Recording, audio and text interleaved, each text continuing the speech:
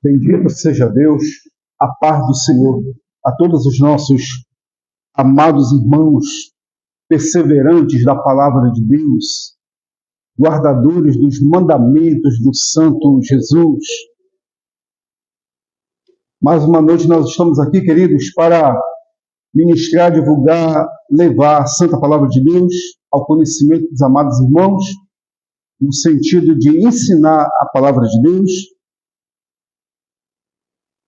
E vocês podem estar até se questionando nesse exato momento, alguns irmãos que podem estar nos acompanhando, a respeito do novo estilo, porque eu coloquei no meu coração de concluir um círculo de exposição da palavra, de mudar um pouco do estilo, né?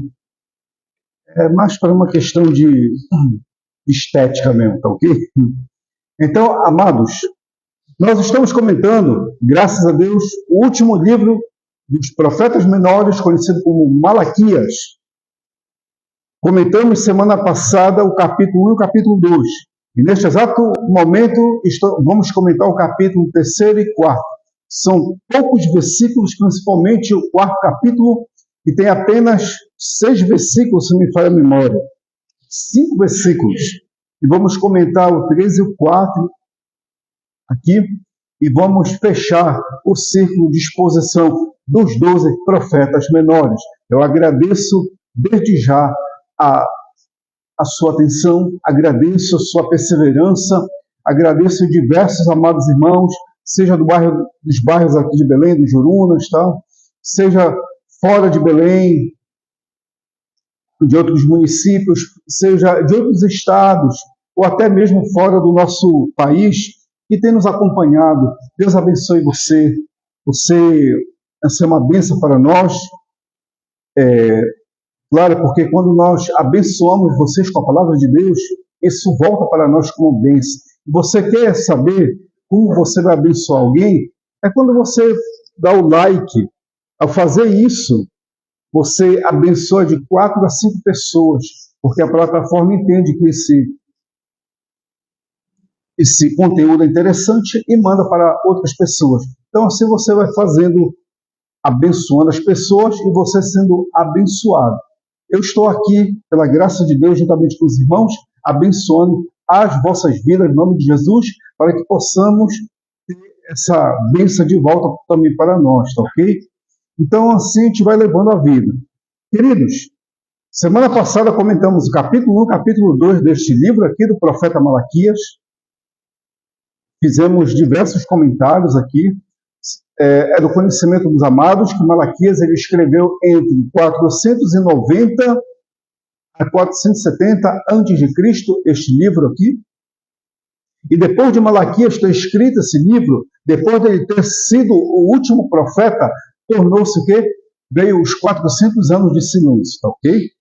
Então, voltando aqui um pouco, no capítulo 1, fala a respeito da mensagem do profeta em relação ao contato que as famílias estavam tendo ali. Digamos, Edom, são descendentes de Esaú. É irmão de quem? De Jacó, a qual os descendentes de Jacó são os israelitas. Eles estavam sempre em conflito ali. E esse conflito, o profeta, ele teve uma revelação de revelar o conflito familiar entre os edomitas e quem? Os israelitas. Trouxe diversas consequências, principalmente para os edomitas, porque eles sumiram do mapa. Sabe por que eles sumiram do mapa? Porque eles eram perversos para com seus irmãos. Eram perversos para com os filhos dos seus irmãos. É prova que eles entregaram os israelitas para os babilônicos, e os babilônicos fizeram muita maldade. Não somente os babilônicos, antes dos babilônicos, eles já faziam ciladas ali. É identificado isso no livro de Miqueias e livro de Amós. Eles faziam ciladas para os israelitas em relação ao contato político que eles tinham com os assírios. Então, eles não eram pessoas boas, não, para com seus irmãos. Eles eram perversos mesmo. E quando o profeta pega Jacó e Esaú, o seu contato era a perversidade que Esaú tratava das coisas de Deus e da sua relação para com a família. É justamente isso. E isso respingou também, a mensagem, posso dizer, em relação dos sacerdotes para com Deus e relação do povo para com Deus. Era uma coisa assim, relaxada.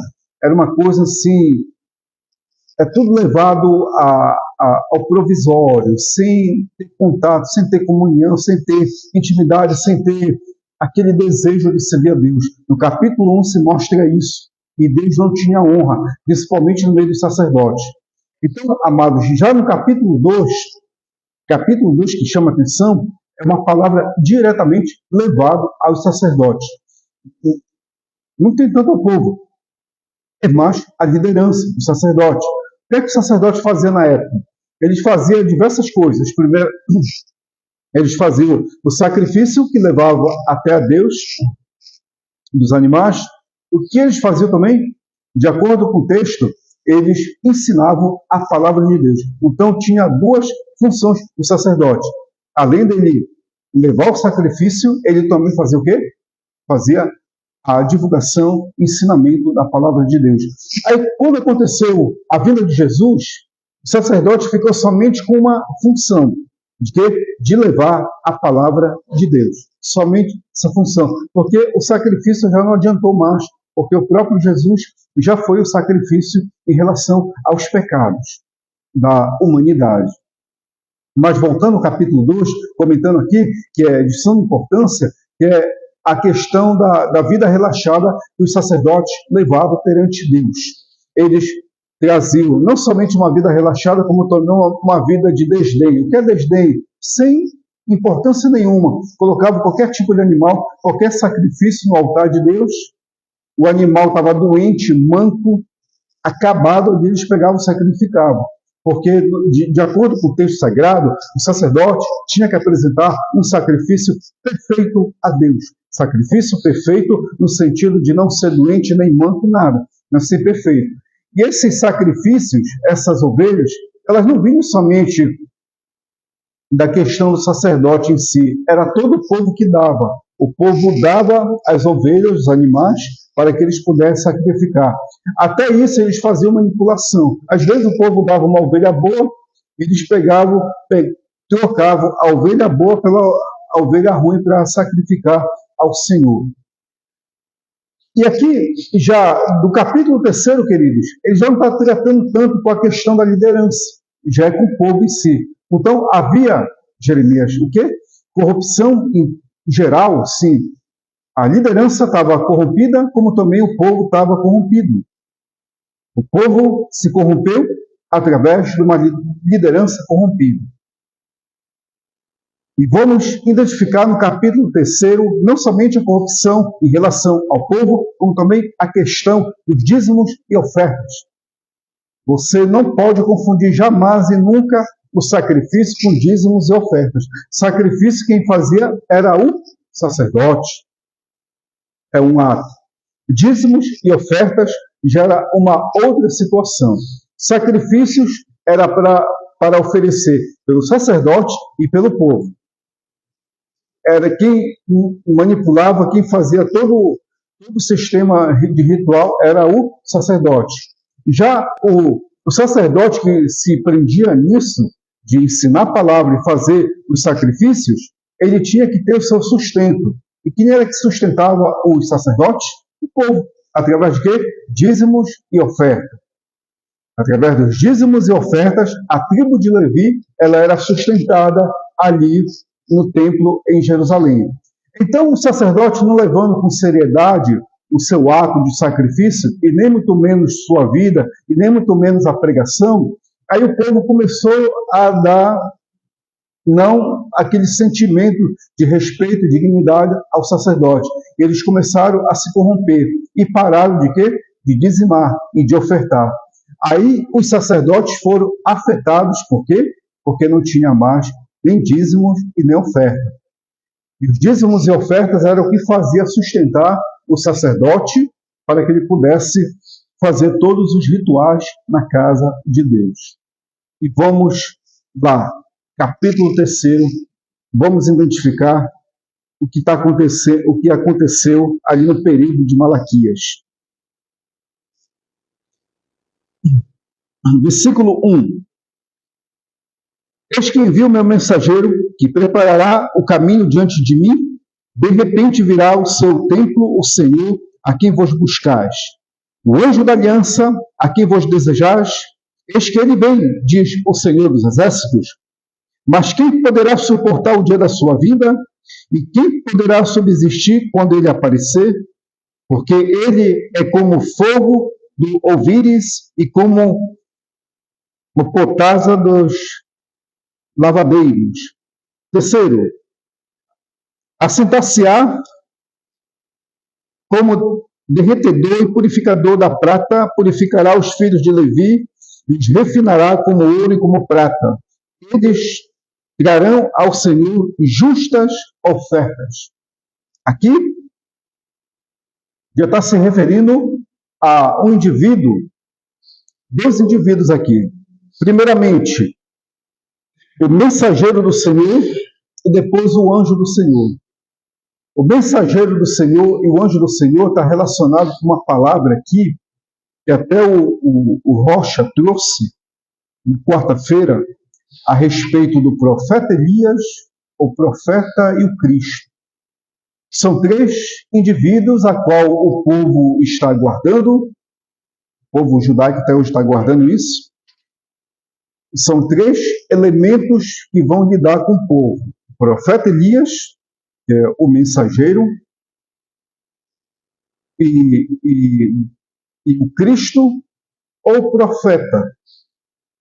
Esse profeta pode ser considerado também Moisés ou um profeta semelhante a Moisés.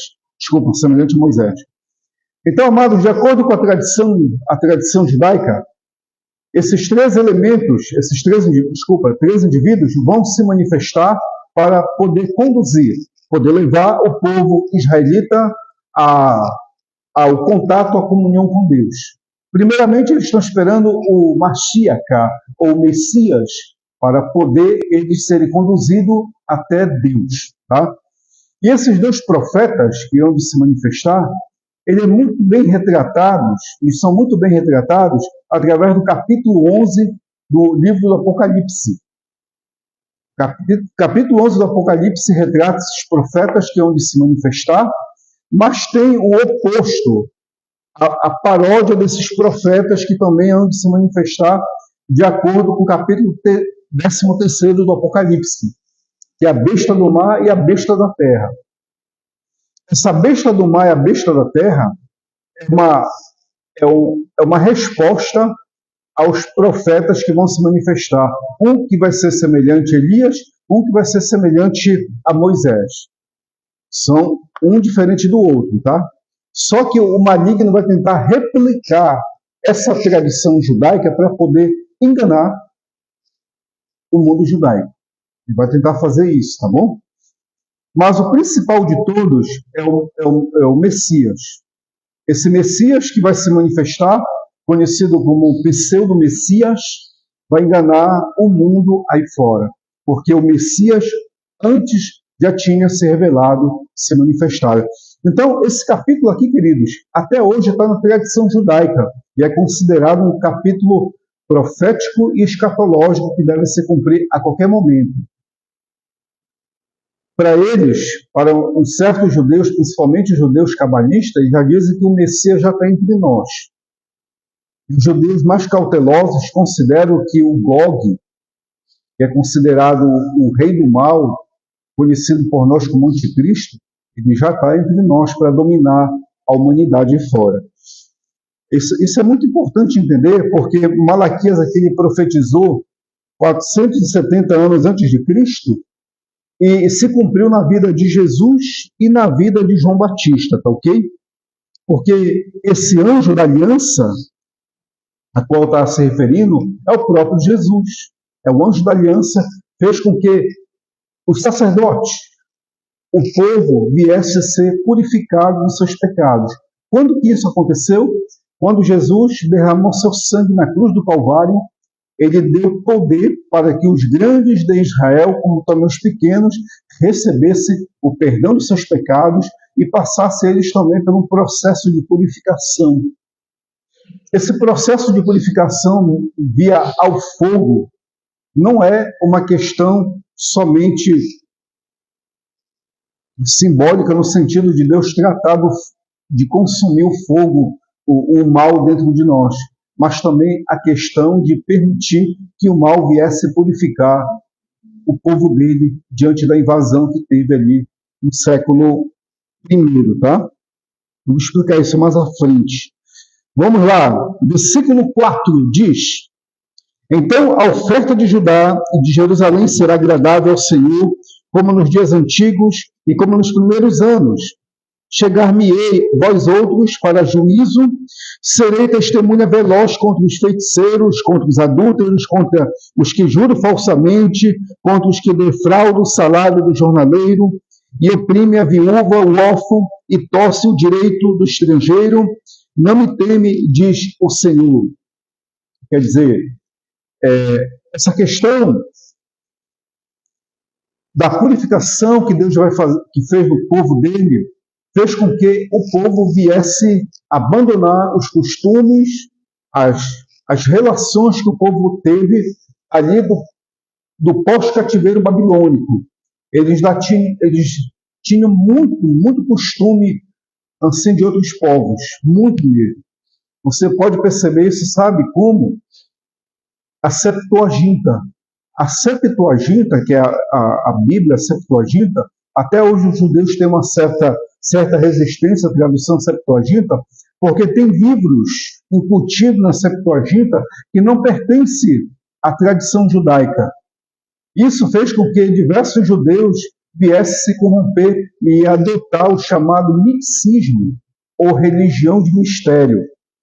Essa coisa prejudicou demasiadamente parte do mundo judaico, que até hoje tem um certo costume da religião de mistério via livros da Septuaginta, principalmente o livro de Judite e o livro e partes do livro de sabedoria que tem ali, que leva a essa parte mística, tá ok? Então é importante observar essa questão aí, porque tem parte desses livros, dos 7 livros que consta ali, são muito mais os apócrifos, que levaram o povo até a cometer feitiçaria. Aí o que acontece? Foi necessário que Jesus se revelar ali entre o povo, ensinar o povo da maneira como devia viver e ajudar eles através da sua morte, convertendo eles desse tipo de misticismo, desse tipo de costume. É prova que, olha, outra coisa que você observa é ali os discípulos, quando vão olhar para Jesus, eles achavam que Jesus era o quê? Um fantasma. E aquela parte, quando ele vai curar o jovem ali, ele pergunta assim: Senhor, quem foi que pecou? Foi ele ou os pais dele para que ele nascesse assim? Isso aí é reencarnação. Isso é aprendido aonde? Nas religiões de mistério. Então Jesus teve a necessidade de fazer uma purificação nos seus discípulos, nos seus apóstolos, nos seus seguidores e todos aqueles que viessem a crer nele posteriormente. Através de quê? Através da sua aliança que ele teve com Abraão, Isaque e Jacó, dando a sua vida para resgatar o povo. Ok? Então, só ele tem essa capacidade de dar essa força, esse vigor ao povo para libertá-los de si mesmo. Vamos lá, versículo 6.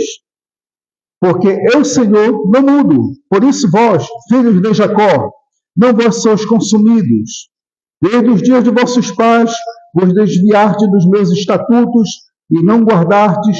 Tornai-vos para mim, e eu me tornarei para vós outros, diz o Senhor dos exércitos.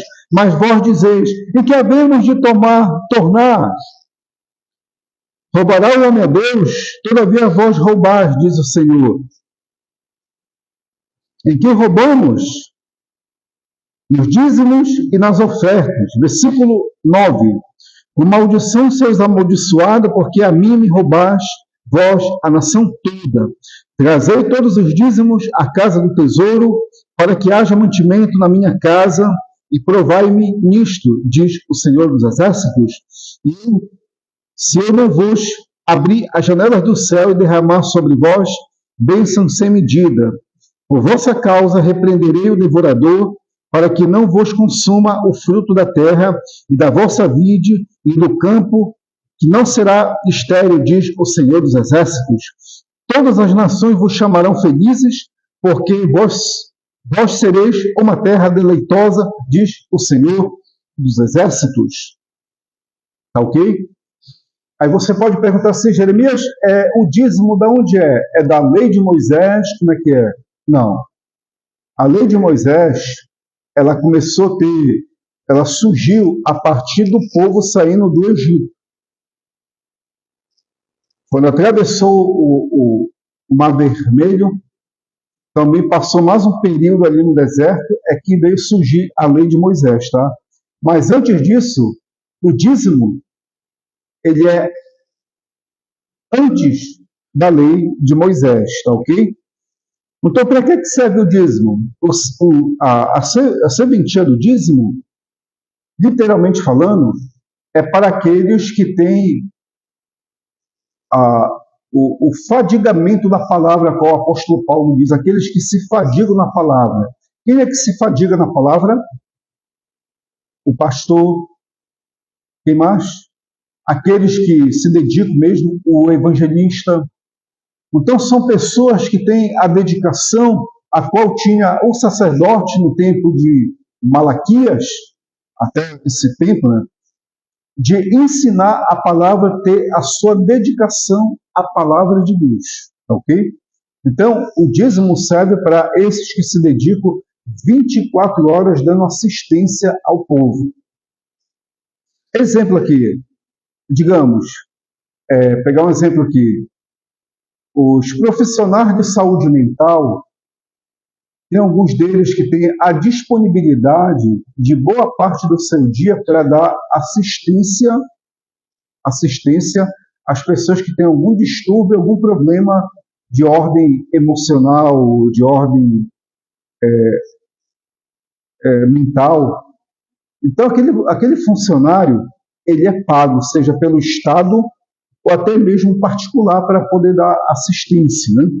Então, pegando esse leve exemplo aqui, o sacerdote, aquele que representa a Deus, ele tem que estar disponibilizado para a obra de Deus o tempo todo ali para dar assistência, de manhã, tarde e noite. Isso nós temos exemplos, até mesmo no nosso próprio ministério.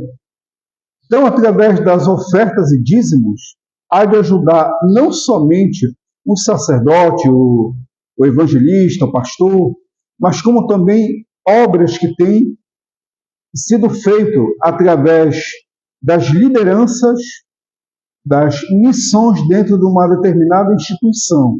Porque nada que é de graça, a água que consumimos não é de graça, o Estado não nos concede de graça, a luz que consumimos não é de graça, não é de graça.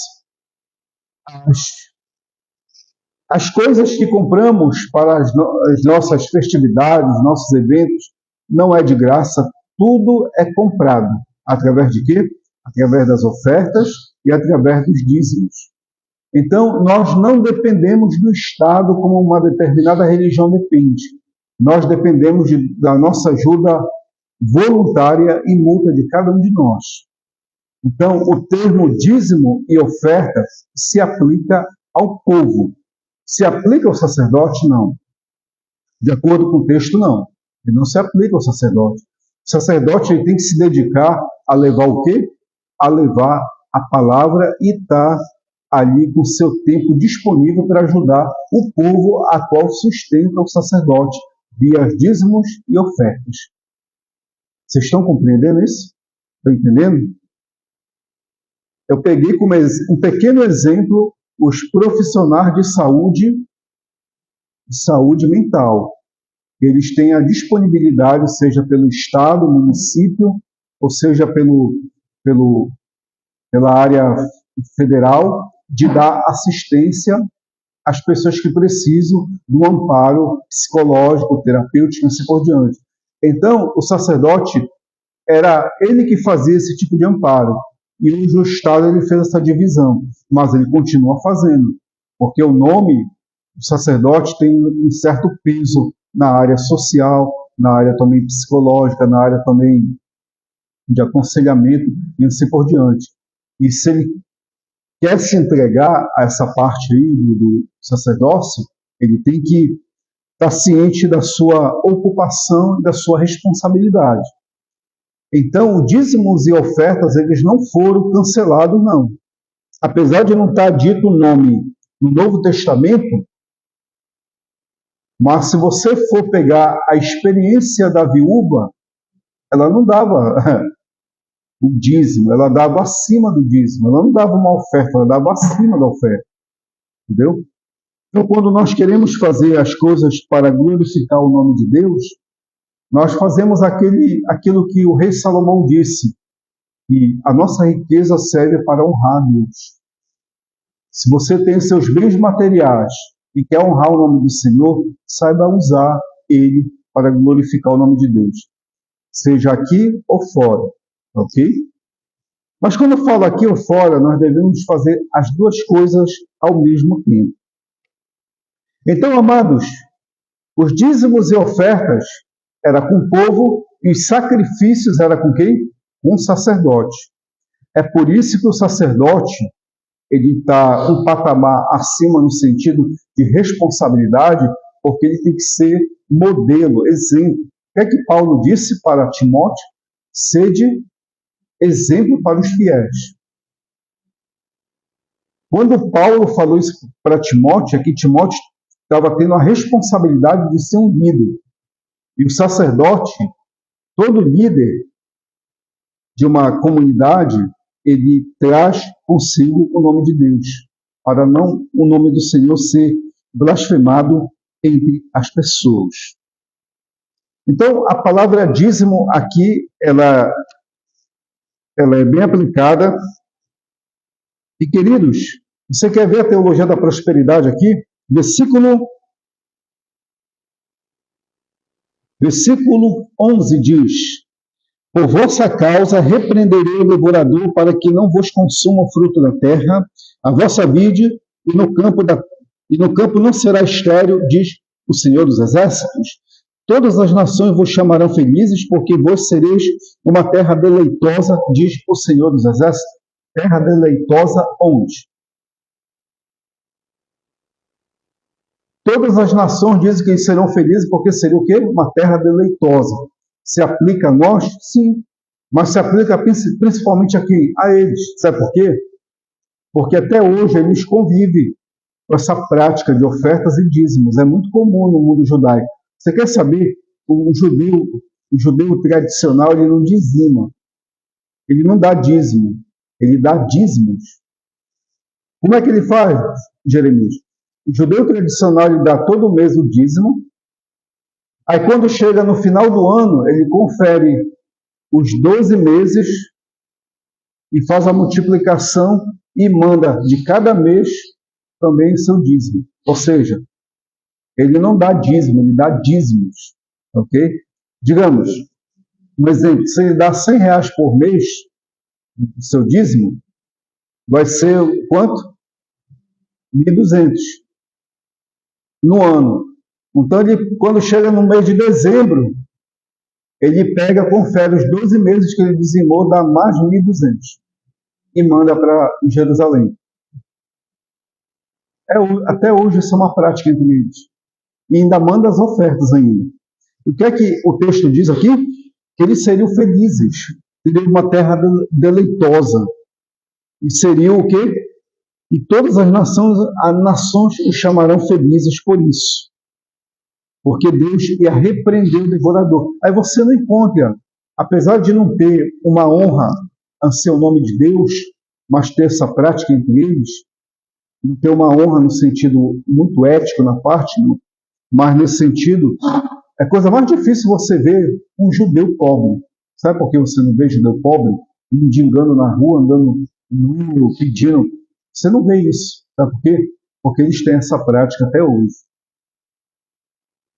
É uma tradição que até hoje eles guardam consigo, tá ok? Então vamos lá, versículo 13 diz: as vossas palavras foram duras para mim, diz o Senhor, mas vós dizeis: que temos falado contra ti? Vós dizeis: inútil é servir a Deus, que nos aproveitou termos cuidado em guardar os seus preceitos e andar de luto diante do Senhor dos Exércitos? Ora, pois, nós reputamos por felizes os soberbos, também os que cometem impiedade. Prosperam sim eles, tento ao Senhor e escapam. Então, os que temiam o Senhor falavam uns aos outros: o Senhor atenta e ouve. Havia um memorial escrito diante dele para os que temem o Senhor e para os que se lembram do seu nome. Eles serão para mim particular tesouro naquele dia que prepararei, diz o Senhor dos Exércitos. Poupá-lo-ei, como homem que poupa seu filho que o serve. Então, vereis outra vez a diferença entre o justo e o perverso, entre o que serve a Deus e o que não serve.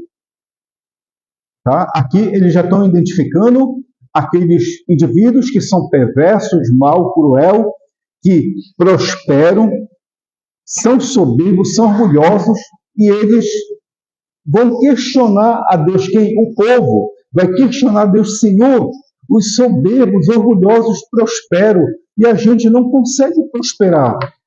Nós temos guardado o teu nome, então preferimos dar louvor, dar espaço à perversidade e o mal, e aquele que pratica maldade, porque eles têm tido prosperidade, nós não temos tido essa prosperidade.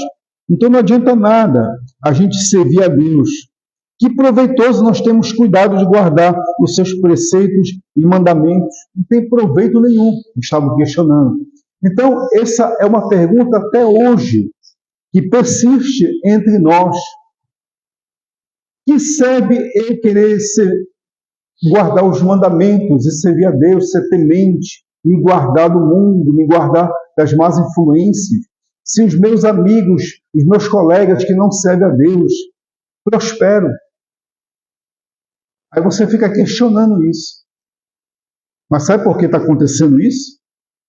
Está acontecendo para que o indivíduo venha se basear a sua fé naquilo que ele vê, naquilo que ele enxerga, e quando vier o momento da perversidade, da maldade, ele cair profundamente num abismo sem volta, porque ele confiou naquilo que ele enxerga e vê.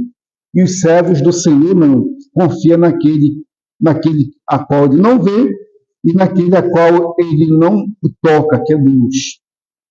E aqui diz, o versículo 17 diz que, em particular, tesouro, naquele dia que prepararei, diz o Senhor dos Exércitos, poupá-lo-ei como um homem que poupa o seu filho. Se você teme a Deus, você busca Deus, você tem intimidade com Deus, anda em santidade com Deus, Deus ele vai te poupar do dia perverso, o dia mau, o dia cruel, a qual ele preservou. Aí ele diz, concluindo o capítulo 3, diz: então vereis outra diferença entre o justo e o perverso, entre aquele que serve a Deus e aquele que não serve. Quando é que tu vai ver? No dia da adversidade. Porque aquele que teme a Deus e serve a Deus ficará firme como uma rocha, ficará como um monte de Sião que não se abala. Mas aquele que não teme a Deus, cedo vai cair, cedo vai ser destruído, porque não temeu ao Senhor. Então conclui-se aqui o capítulo 3, e por último o capítulo 4, que é apenas 5 versículos, capítulo 4, e o profeta Malaquias, amados, ele está reiterando novamente a vinda do profeta que ele está tocando novamente. Por que ele está falando nisso? Porque Deus já está revelando para ele que vai ter dias terríveis, dias de praticamente Deus não vai se revelar mais, mas ele já está consolando o povo que vai vir, esses indivíduos a qual vão consolar o povo futuramente. Olha, Versículo 1 diz: porque eis que vem o dia ardente como fornalha, todos os soberbos e todos os que cometem perversidade serão como um restolho. O dia que vem os abrasará, diz o Senhor dos Exércitos, de sorte que não lhe deixará nem raiz nem ramo. Porque os soberbos orgulhosos, o Senhor vai tratar deles em qual dia? O dia da manifestação da punição que Deus vai dar a cada um. É nesse dia que ele vai arrancar, vai destruir tudo. Essa parte que o Senhor Jesus falou, que não é para tirar o joio do trigo, mas deixa o joio crescer junto com o trigo, quem é que vai separar? O próprio Deus vai separar. E aqui já é um prelúdio da situação a qual Jesus já tinha dito. Né? Versículo 2 diz: mas para vós outros que temeis o meu nome, nascerá o sol da justiça, trazendo salvação nas suas casas, saireis e saltareis como bezerros soltos na estrebaria. E esse sol da justiça? Jesus, ele é o sol da justiça. Esse texto aqui, ele foi bastante usado, até mesmo para a utilização do Natal. Você sabia que o Natal, ele nasceu via esse texto aqui? E no século IV, quando o cristianismo estava se desenvolvendo ali, quando ele chegou na Síria, lá na Síria, eles faziam a comemoração do deus Mitra. E o deus Mitra, ele era comemorado no dia 25 de dezembro. E para que eles pudessem evangelizar aquelas pessoas ali, eles tinham que adaptar determinados costumes, palavras de Deus, tal, e assim por diante, para poder chamar atenção e ganhar aquelas pessoas para Deus. Então, o cristianismo primitivo, no medieval, desculpa, naquela época, eles falavam de Deus usando a palavra e pegava essas partes aqui e adaptava. Olha o sol da justiça, e esse Deus Mitra, que vocês adoram aí, Deus Sol, para nós é o sol da justiça, chamado Jesus. Então, se vocês entregarem sua vida ao sol da justiça, vocês vão ter uma vida abençoada. Ele vai trazer salvação para vocês. Eles acreditaram na palavra e se converteram. E a prova é que na Síria teve muitas igrejas cristãs que foram fundadas na época via a evangelização desses grupos. Né? Então, o sol da justiça aqui, amados, nesse texto, nada mais é do que Jesus. Ele já está anunciando Jesus aqui, tá ok? Está anunciando Jesus. E olha o que ele diz. Versículo 3. Pisareis os perversos, porque se farão cinzas debaixo das plantas de vossos pés. Naquele dia que prepararei, diz o Senhor dos Exércitos, lembrai-vos da lei de Moisés, meu servo, a qual eu prescrevi em Horebe, ou no Monte Sinai, depende da tradução, para que todo Israel, a saber, os estatutos e juízos. E eis que vos enviarei o profeta Elias, antes que venha o grande e terrível dia do Senhor. Ele converterá o coração dos pais e dos filhos, o coração dos filhos a seus pais, para que eu venha e fira a terra com maldição. Aí os discípulos perguntaram: Senhor, é necessário que Elias venha? Aí Jesus responde: Elias, ele já veio, mas eles não reconheceram. Aí Mateus, ele comenta: Elias, a qual ele se refere, era João Batista. E fizeram dele o que quiseram. Então, o espírito de ações, procedimentos, formas de pregar de Elias estava em João Batista. E se estava em João Batista, ele veio e anunciou a vinda do sol da justiça, que é Jesus. Antes que venha o grande e terrível dia. Jeremias, qual é esse grande e terrível dia? O grande e terrível dia antes de Jesus e antes do seu mensageiro, o profeta Elias, o que era? A invasão do Império Romano. foi quando o povo se espalhou pelo mundo todo e ficou só uns gatos pingados lá. Quando teve isso, já estava profetizado por Zacarias e Malaquias e os demais profetas menores, ia suceder, ia ser destruído o templo, o povo seria morto, parte do povo seria morto, parte do povo fugiria dali e pronto. Esse é o grande e terrível dia do Senhor, em que vem o juízo de Deus. Mas diz o profeta que o juízo de Deus começa pela casa de Deus. Quando a casa de Deus não leva com seriedade, como foi o caso aqui dos sacerdotes, que não levavam com seriedade as coisas de Deus, o juízo vem primeiramente sobre eles. E quando o povo não leva com seriedade, também vem sobre o povo. E depois que o juízo vai lá fora. Mas diz o sagrado texto que primeiramente o juízo de Deus vem sobre a casa de Deus. Se você está tentando, se afastando, se desviando dos princípios divinos, você sendo um sacerdote, está avisado. Primeiramente, o juízo vem sobre você. Tá? E você que é do povo de Deus, você não quer ter mais compromisso, saiba que o juízo vem primeiramente sobre você. Você faz parte da casa de Deus, o sacerdote faz parte da casa de Deus, e o apóstolo Pedro, como também os profetas disseram, e o juízo começa pela casa de Deus, depois lá fora. Mas, pegando essa parte figurada, que é a aplicação para nós, na parte literal que foi aplicado ao povo, é o seguinte: primeiramente vinha o mensageiro, anunciava o anjo da aliança, e primeiramente esse mensageiro, ao anunciar o anjo da aliança, que é o sol da justiça, eles dois vinham. Quem? O profeta Elias, que era João Batista, juntamente depois, quem? O sol da justiça, que é o Cristo. Depois disso, João Batista ia converter os pais e os filhos, e foi isso que aconteceu. Seu ministério converteu dezenas e centenas e milhares de pessoas. É prova que o apóstolo Paulo teve contato com indivíduos que tiveram o batismo de João Batista lá na cidade de Éfeso. Então, ele fez isso depois da convenção dessas pessoas, que se cumpriu literalmente na vida de João. Veio o quê? Veio a morte de Jesus, depois, umas décadas, veio o quê? A invasão do Império Romano. Aí se cumpriu o grande e terrível dia do Senhor. Ok?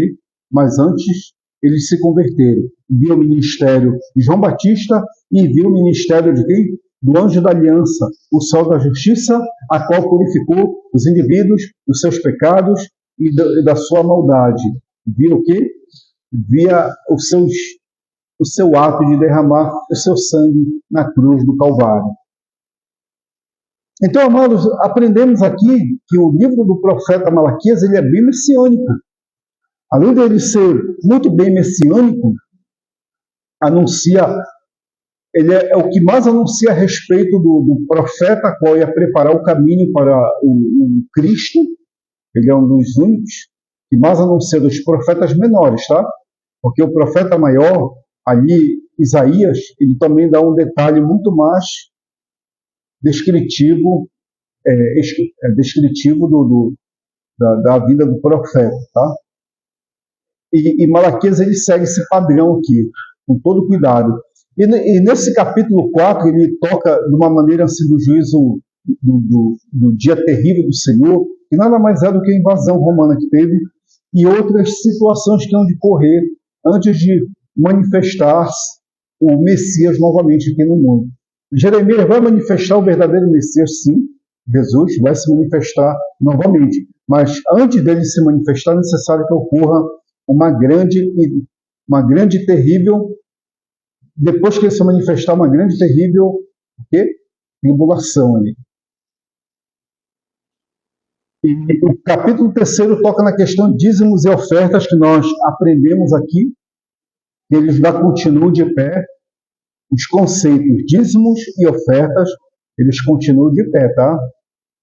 Agora tem que saber muito bem aplicar a questão de dízimos e ofertas, porque tem pessoas que fazem uma confusão doida nisso aí.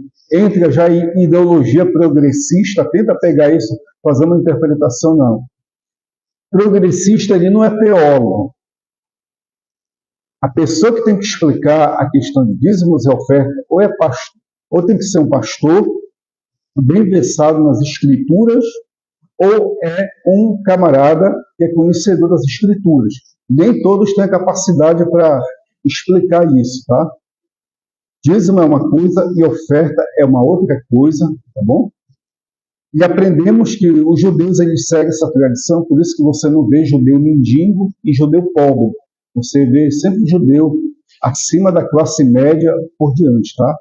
Porque até hoje eles têm essa prática e Deus ele continua honrando essa prática no meio deles. Então, aprendemos isso com Malaquias, que é uma questão de... O livro dele fala de relação, fala de sacerdotes impuros, sacerdotes relapsos, sacerdotes que não levavam com seriedade a obra de Deus, estavam cansados já de Deus. Aprendemos também que ele fala de Levi, que era o exemplo do sacerdote.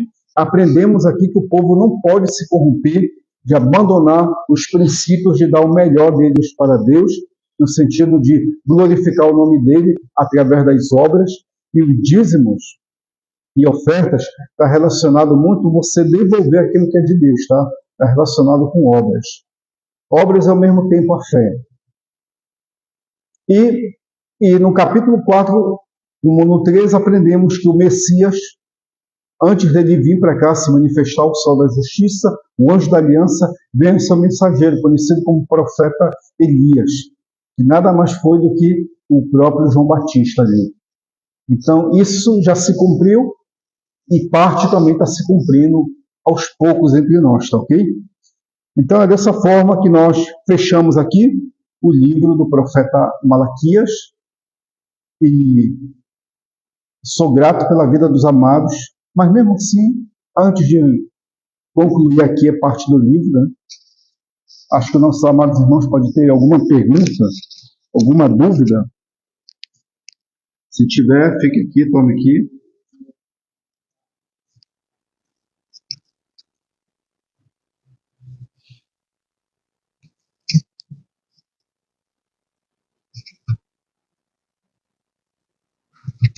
Pastor, o dízimo, ele é uma coisa que ele vem desde Melquisedeque, né? Tempo de Abraão. E o dízimo, hoje, como o senhor estava pregando, ensinando, falando que é para as pessoas que, como pastor, evangelista, missionário, vivem da obra, né? E assim, para ajudar a manter a obra. Mas é assim, a minha pergunta em cima disso, eu falo assim, tem pastores que estão vivendo do dízimo, mas estão assim, tipo assim, comprando carros, porque ele diz assim que a vida dele é do Senhor, a família dele, o carro é também dele, mas o carro é do Senhor também. Tem muitos que pegam o dízimo, estão enriquecendo e estão fazendo coisas assim, assim na sua percepção, né? O que o senhor diz disso? Você acha que isso está certo, que isso está errado, porque tem muitos fazendo campanha, né? Fazem campanha em prol, mas o dinheiro não tá indo para aquilo que eles estão falando, está indo para outras situações. Aí muitos ímpios, né, vendo isso, eles falam assim, digo, olha, o dinheiro do dízimo, você está sustentando o pastor, né, o irmão, está sustentando aqueles que estão lá, aí tu está dando o teu dízimo ao pastor, olha o que tu fala, né? Aí eu digo, não, mas eu dou meu dízimo para a obra de Deus, que a Bíblia recomenda dar o dízimo. Mas aí, o que o senhor diz dessa situação? Porque a gente vê muitos comentários a respeito dessa situação.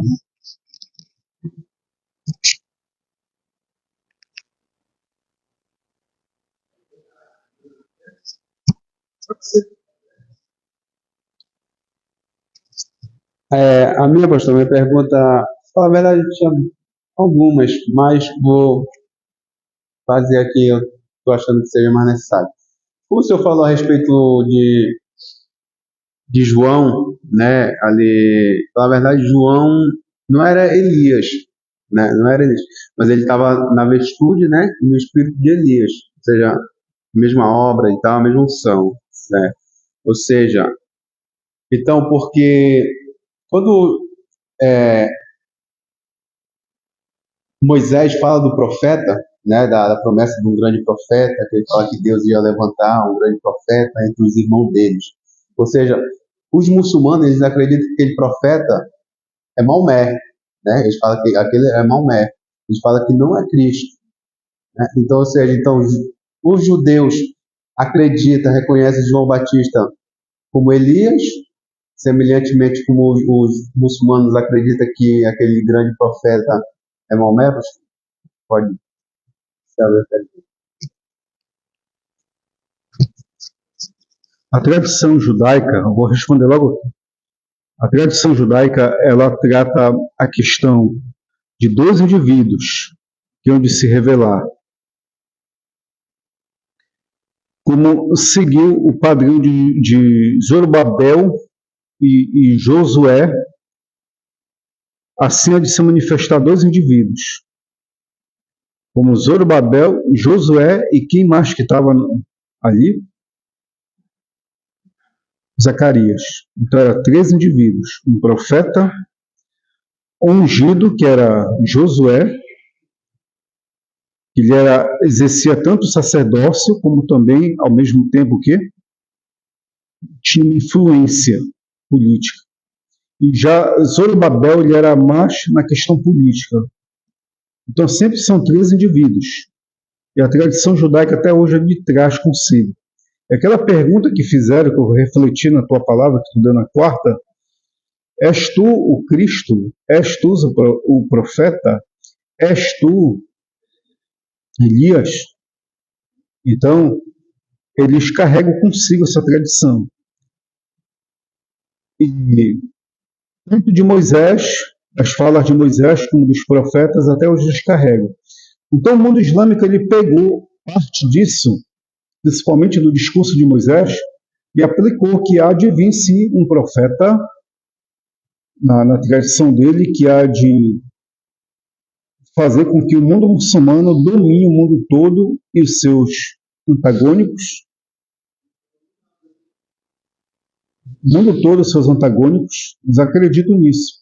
Só que ainda não surgiu esse profeta no meio judaico, no meio islâmico. E, não, não. Vai ser um Mohammed, na tradição dele, que é Maomé, né, traduzida a um Mohammed. Vai ser um Mohammed, mas que, ao se manifestar esse indivíduo, ele vai ser considerado tanto profeta como no lado islâmico, como uma forma de Messias do lado judaico. Aí vai ter um momento de união, vai ter um momento de comunhão entre eles. Aí eles vão ter permissão de construir o chamado templo judaico.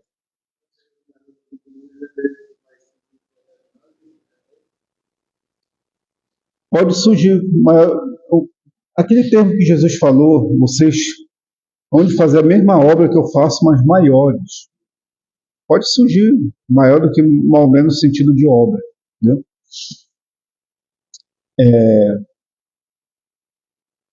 Então a tradição judaica junto com a tradição islâmica, elas quase que, no sentido de profeta, elas quase que são iguais.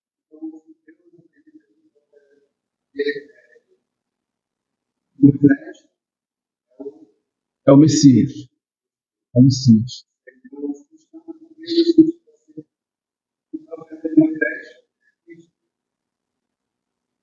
Sim, Jesus, ele era sacerdote, profeta, rei, entendeu? Ele exerceu as três funções. Aí, essa parte do dízimo que o Rafael tocou, ela é importante, porque o dízimo ele não é para o glamour. Glamour no sentido de mostrar que a pessoa tem. Não. O dízimo ele é apenas aquilo que o rei Salomão disse: não me dá muito para que eu te deixe, nem deixe faltar para que eu te abandone, mas me dá o necessário. Os levitas, eles viviam somente com o necessário, para que eles pudessem sustentar suas famílias. Você não vai ver na história, nem na tradição judaica, nem terra eles possuíam. Os levitas não têm, tá aqui não possuíam terra. Eles se alojavam em qualquer tribo. E ali eles faziam o ritual, tal, ensinavam a palavra, tudo, mas eles não tinham terra.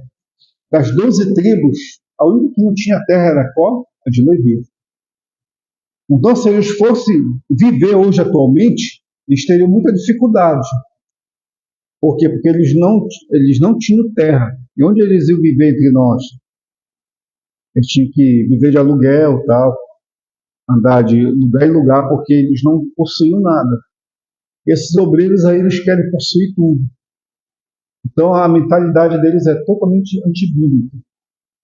Não que o sacerdote não venha a ter. Se ele tiver o trabalho fora a parte, tiver sua particularidade, ele pode ter tranquilo. Mas ele não pode utilizar aquilo que ele recebe do povo de Deus como uma forma de glamour. Entendeu? Glamour que eu falo, sim, é ter inúmeras casas, inúmeros carros. É chamada ostentação. Ostentação. Entendeu? Então ele tem que ter algo fixo, se responsabilizar com aquilo, não ser exagerado,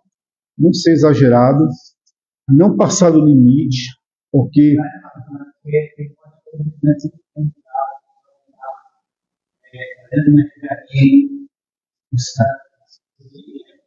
sim, sim. Aí o que acontece? Ali pelo bom senso, se ele ganha determinado um salário X e se sobra aqui, não tem problema nenhum. Sobrar, tal, guardar, porque futuramente ele vai jubilar e vai precisar, né? Futuramente aí, sim, não tem problema nenhum. O negócio é o chamado exagero. Agora, como é que esse exagero vai ser medido por nós? A gente não pode ter a possibilidade de medir determinadas situações se não tiver o chamado bom senso. Então, quando não se tem bom senso, quando exclui o bom senso, vem logo o julgamento, vem logo a condenação, não tem que ter bom senso.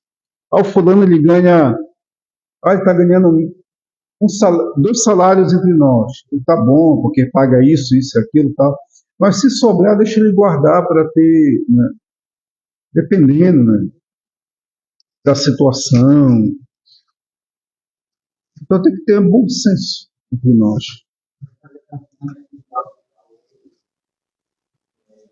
Se bem que a nossa denominação não é pautada por campanhas, né? Não é pautada. É mais um movimento neopentecostal, né? É pautado em campanhas que arrecada milhares e milhões aí e acaba dando muito, mas muito escândalo isso aí. A nossa coisa é tão simples, que aqui é só passar uma... O quê? Campanha?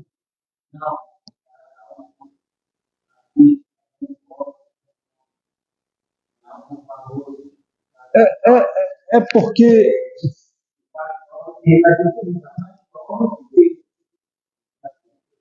porque oferta o dízimo não pertence a nós, a gente devolve, que é de Deus. Devolver.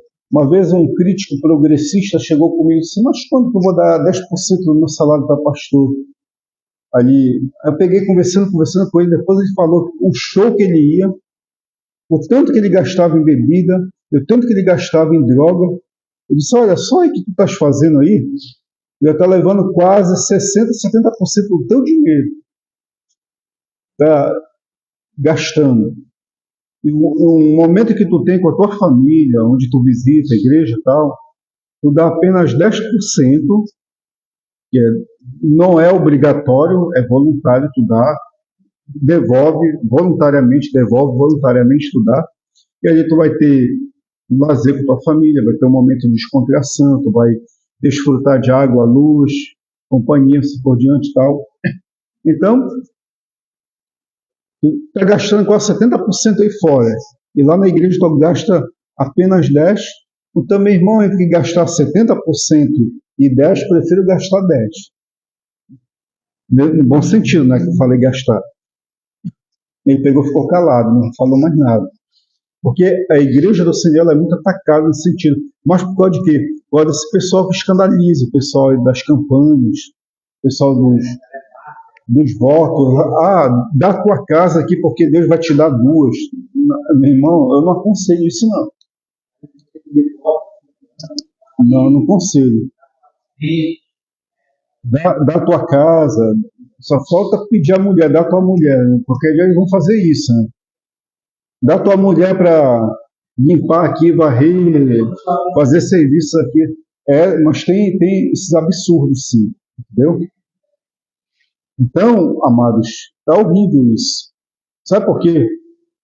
O Oséias já tinha falado, meu povo está sendo destruído por falta de conhecimento. Mas tu, sacerdote, rejeitaste o conhecimento. Então, primeiramente vem o pecado de primeiro sacerdote, depois vem para o povo. E o povo estava sendo destruído por falta de conhecimento.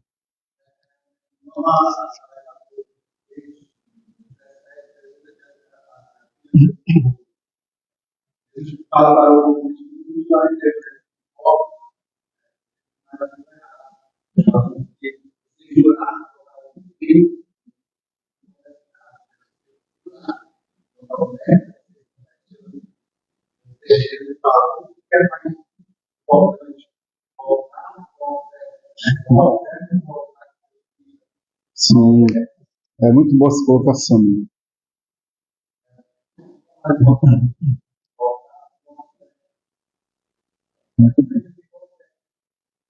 Sim, muito importante isso. Então, esse desvio já estava identificado desde o tempo de Jesus para cá, né? Então, é importante observar as paixões, sentimentos e a falta de direção que a liderança faz para que o povo venha pecar contra Deus. E Oséias já tinha identificado isso. Ok, amados? Então, queridos, muito obrigado. Concluímos aqui o livro do profeta Malaquias. Fico feliz pela vida de vocês aí. Não sei se tem pergunta. Tem? Acho que não. Feliz pela vida de vocês, em nome de Jesus, durante todos esses meses aí, acompanhando-nos na exposição dos 12 profetas menores. Deus abençoe sua vida através da palavra de Deus e através dessa pequena oração que nós vamos fazer nesse momento, ok? Em nome de Jesus. Não esqueça que eu não me esqueci de Abacuque, que não foi gravado. Para a semana a gente vai comentar Abacuque só para gravar, mas a gente já tinha falado dele, ok? Para a semana a gente vai colocar Abacuque lá no nosso arquivo do YouTube, para não faltar para os obreiros. Vamos orar abençoando a todos amados e queridos irmãos. Querido e amado Deus, muito obrigado pela tua grande e poderosa manifestação, pela tua ação neste momento. Estende as tuas mãos sobre esse pai, este tamanho de família, e a todos os nossos queridos e amados ouvintes, apreciadores da palavra de Deus, sejam profundamente tocados e abençoados nessa hora. Repreende, ó Deus, o espírito da calúnia, difamação, doença, miséria, todo espírito, meu Pai, que tenta atormentar estas vidas, seja destruído e quebrado, amarrado em nome do Senhor Jesus. Abençoe suas vidas, enche essas vidas de paz, alegria, felicidade, saúde e do teu Espírito Santo, para que ele possa, e essa mulher, este homem, interceder por ti, interceder junto a ti e receber a tua graça mais e mais. Te revela ele em sonho, te revela através da palavra, te revela através dos louvores, cânticos, seja qual meio se usar, te revela profundamente. Que a paz, a alegria e a felicidade transborde profundamente em seus corações, sejam eles profundamente abençoados para a honra e glória daquele que vive e reina para sempre. Muito obrigado, Senhor, nesta noite, Senhor, ter visitado a todos, seja onde for, nos hospitais, nos cárceres, em qualquer lugar deste Brasil e parte deste mundo, seja abençoado em nome de Jesus. Amém e amém. Louvado seja Deus. Muito obrigado. Até para a semana, o profeta Abacuque, para nós gravarmos e colocarmos nas redes sociais. Em nome de Jesus.